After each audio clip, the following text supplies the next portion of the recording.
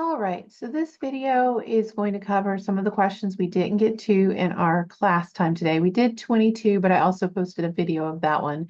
And I had a video of 25 that I posted. So make sure you look at that announcement. There's already a video that contains those two.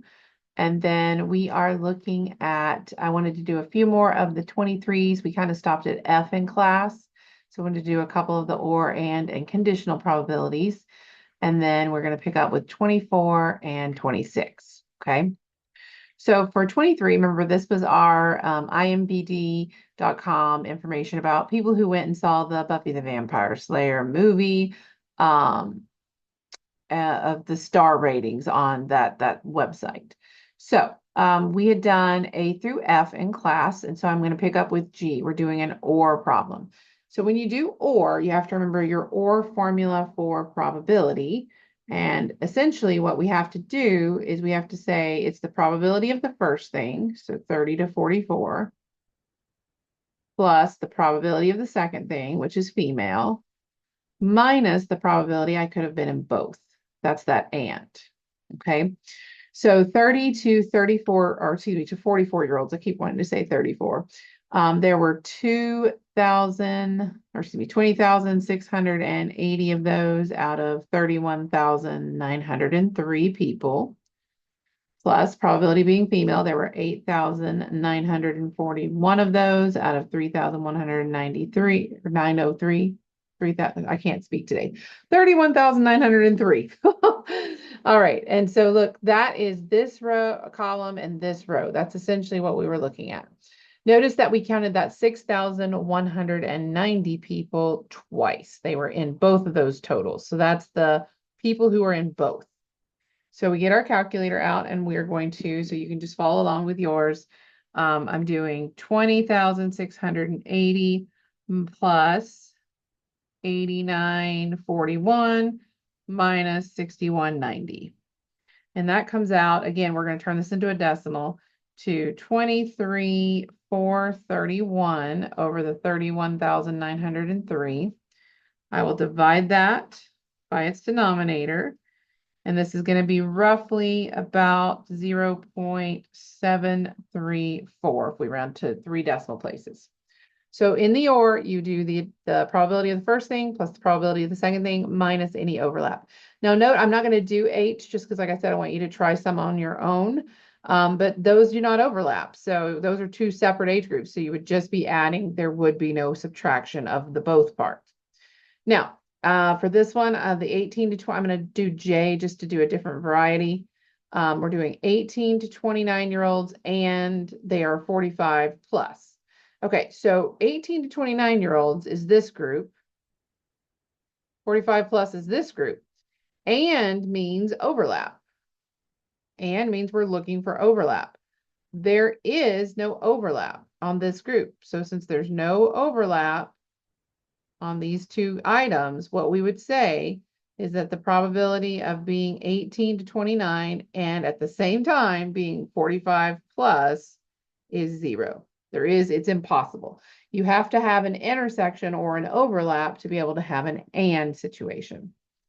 And then just to kind of do a skip around, I'll do the last one, I'll do L.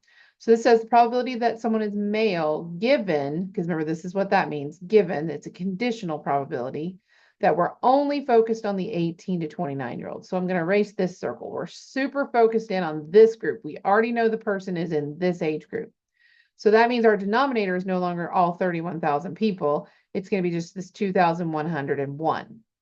So we're going to have, that is my denominator. So 2,101. The numerator will be all the males that were in that group. So if you look at our breakdown of 2,101, the males were this 1183. So 1183. And if I do my calculator off to the side, 1183 divided by 2,101, I get 0.563 when I round to 3 decimal places. So that is the probability that someone is male, given that we already know that the person is 18 to 29 years old. Okay. All right. So that moves on to number 24. This says, what is the age distribution of age promotion sensitive shoppers? A supermarket super shopper is defined as a shopper for whom at least 70% of the items purchased were on sale or purchased with a coupon. So they're only focusing in on those specific items. The following table taken from the Trends in the United States, Washington, D.C. Food Marketing Institute, essentially. So they give us these age ranges, and then they gave us the midpoint since this one goes on for kind of till death. Essentially, they gave you that one, so that's nice. But this is the midpoint. We remember to find a midpoint, you add the two range parts together, and then you cut it in half. And then we have our percent of shoppers that fall into each group. So between 18 to 28 years old, there were 7% of shoppers who were super shoppers. 29 to 39-year-olds, 44% of the people who shop are super shoppers. 40 to 50-year-olds is 24%. 51 to 61 is 14% of the super shoppers, and 11% are in the 62 and over. Now, this group makes the sense to me being the highest because those are going to be people who are probably starting out families and trying to, save money. So that kind of makes sense to me in the way the percentages are broken down. So it says using the age midpoints, for which we're calling our X, and the percentage of super shoppers, do we have a valid probability distribution? So remember, to be a valid probability distribution, you have to make sure each item is only used once. So notice these midpoints are all unique. And then we have to double check that this adds to 100%. Is that 100%? So if we add these together on our calculator, we'd be doing 7 plus 44. We're just checking that it adds to 100%, plus 24 plus 14 plus 11.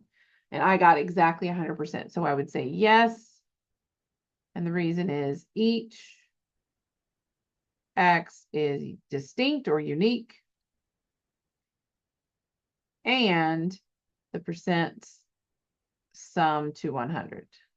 The probabilities sum to 100%.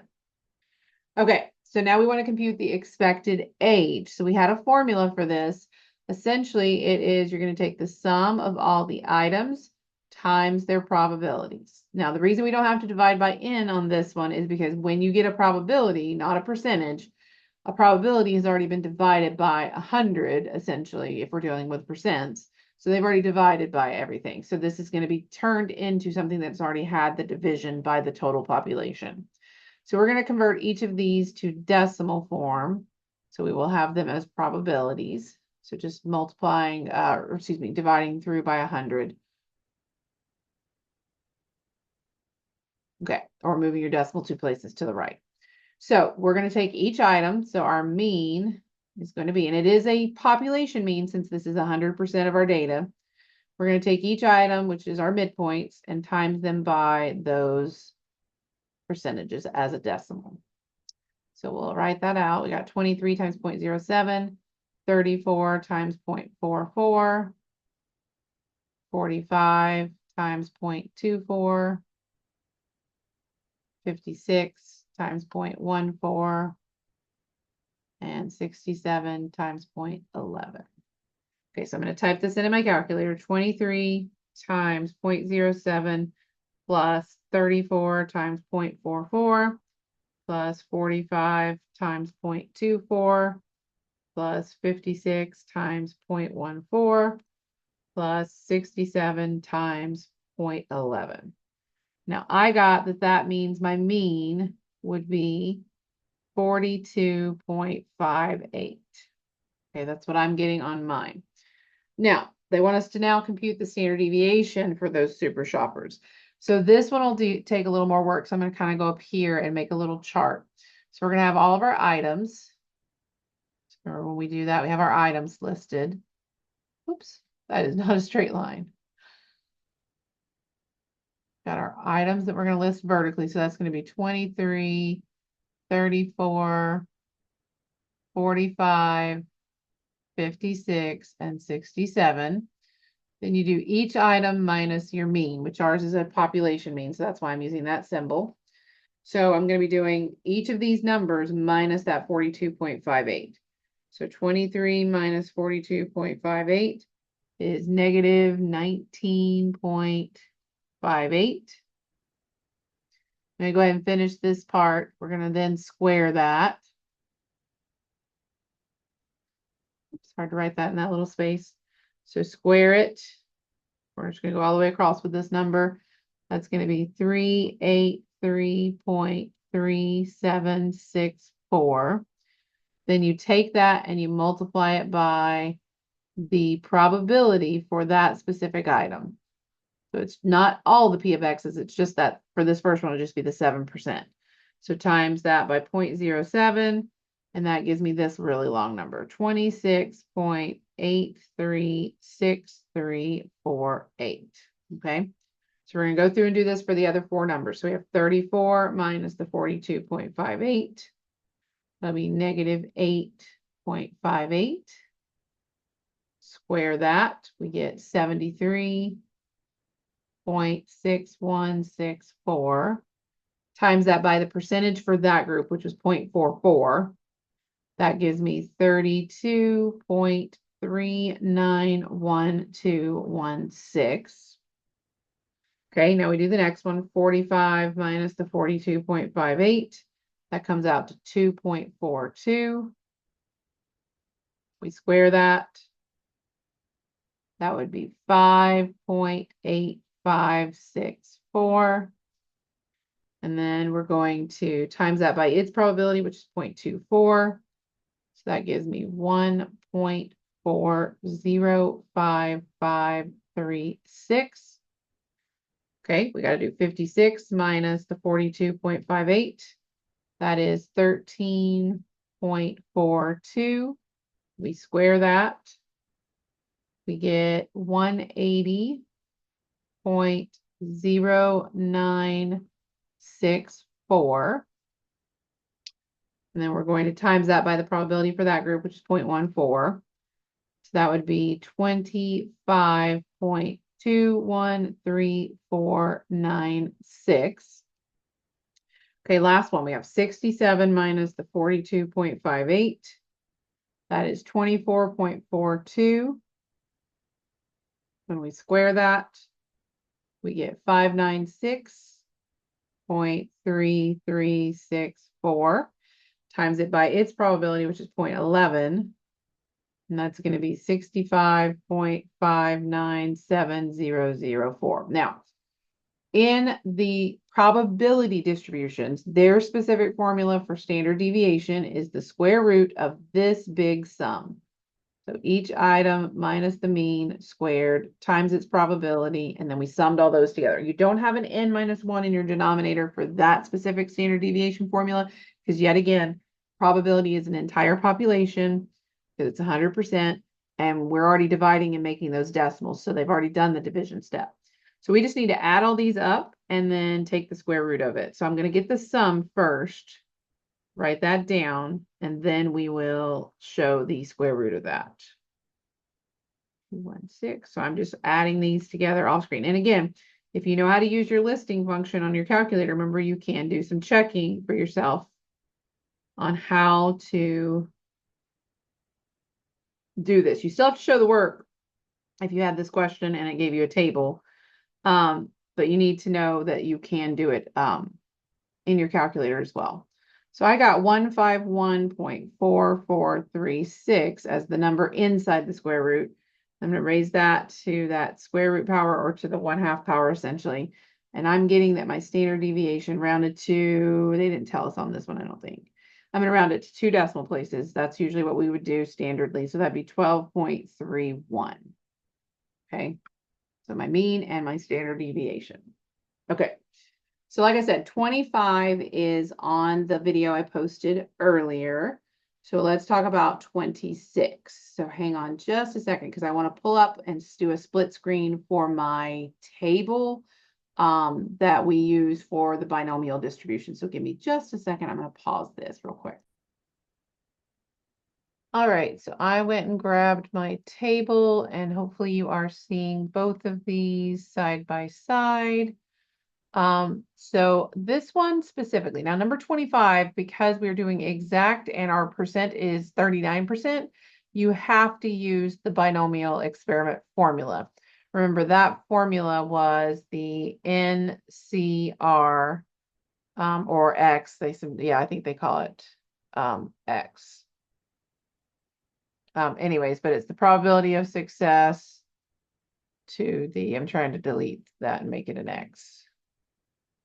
To the, how many successes did you have, and then the probability of failure to the number of failures that you had, which is the total number of trials minus the numbers that were successes. So remember, we use this formula, so you have to know your probability of success, probability of failure. In other words, only two outcomes. And then you have to know your total number of trials and how many successes are we measuring.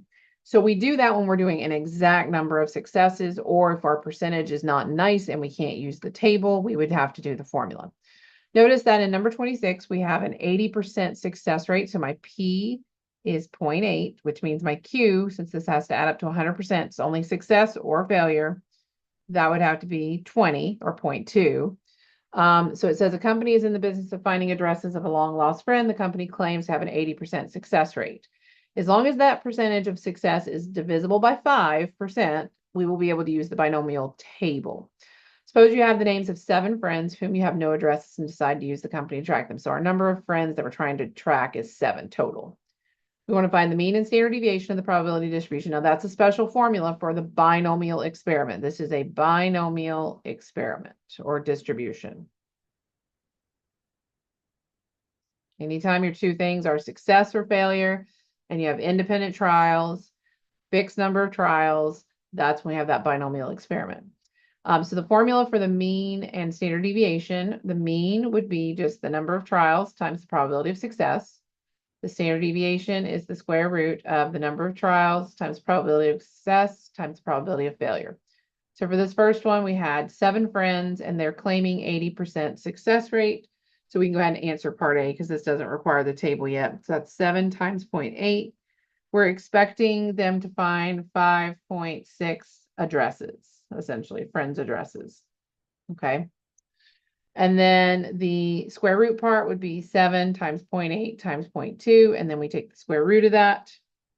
So 7 times 0.8 times 0.2 is 1.12. And we take the square root of that and we get roughly, we usually round this to 2 decimal places, 1.06.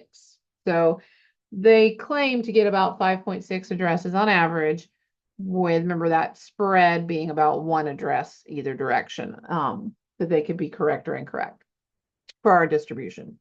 So this is just the part A. That's just 2 formulas that are under the binomial experiment for mean and standard deviation. Now, the part B, we're going to use our table in just a minute. It says, what's the probability that at least 2 friends? So they're saying we want 2 friends or more addresses. Now, that breaks down into having to do what's the exactly 2 successes, exactly 3 successes, exactly 4 successes, exactly 5, exactly 6, and since there's 7 friends, it would go all the way up till that top number of trials.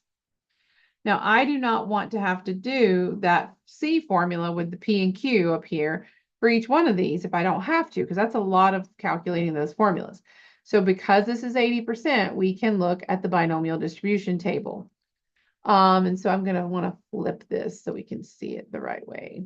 So you have to first know the number of trials that you're doing. We have 7. So that's my N. So and this is unfortunately split over 2 pages of the table. Our success rate is 80%. So we're going all the way over, and I'm going to try and highlight this. If it'll let me. It didn't open in the right thing for me to do that. Let's see if I can just annotate it with that. So let's use black ink, and we're going to be looking at the following row, 80%. So this one right here, all the way down. So I'm looking for, and I've already lost it. Goodness, it's not easy to do this. So 95, 90, 80, it's the 4th one from the end. Yeah, it's not fun reading this table, by the way, especially when you can't zoom in and out good. Okay, there we go. That might be a little more helpful. Okay, so I'm going to actually just circle all of these in red ink over here that have to do with 7 at the 80%. So we have all of those top or bottom 3, because that's the R5, R6, R7. And then we have, this would be R4, R3, R2, R1, R0. Okay, so let me then close that. Okay, So if we, and I definitely want this out of the way. Okay. So if we look at this, this is our n equals 7. These are the successes. So r equals 0, 1, 2, 3, 4, 5, 6, 7. So that's, notice that's the second column of this table. The percentage of success is what we have to find across the top. These are always P. I found the 80%, and then I highlighted all of those items in that group. So we're looking for the first one to be R equals 2. So that is not the first one or the second one because that's 0 and 1. It's going to be that 0.004. And then we're going to be adding all the ones down from that point. So 0.029 plus 0.115 plus 0.275 plus 0.367 plus 0.210. So that's one way of doing it. You just add up all the ones that you need. Another way of doing it is knowing that you just didn't want the 0 and the 1, which are both 0%. So what ends up happening is that you actually would, this should add up to 1 because there is no, essentially no chance. It's so small that it's essentially 0 that they would only have 1 success or 0 successes on finding those addresses. So this adds to 1. So what they're essentially saying is if we just say what's the probability that they're going to get at least 2 friends' address, it's certain. They're absolutely going to find that with their level of success. Now for C, it says what's the probability that it's less than 4 friends' address.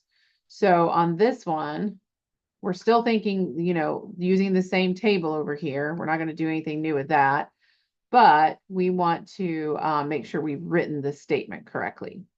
So we're doing, for C part, probability that it is less than 4 friends. So that does not include 4. So this will be probability that we get no addresses, 1 address, 2 addresses, which I'm running out of room, or 3 addresses. Okay, so there's 4 numbers. And it's going to be those top 4. So it's going to be 0.000. I'm going to have to write it over here to the side. That would be 0 successes. 1 success is also essentially 0.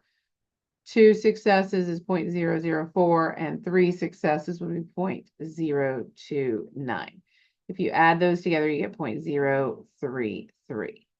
So for them to get less than 4 addresses for that person, you know, with their success rate of 80% success, for them to only get 3 or less, essentially, that's only a 3% chance that that's going to happen because their success rate is very, very high.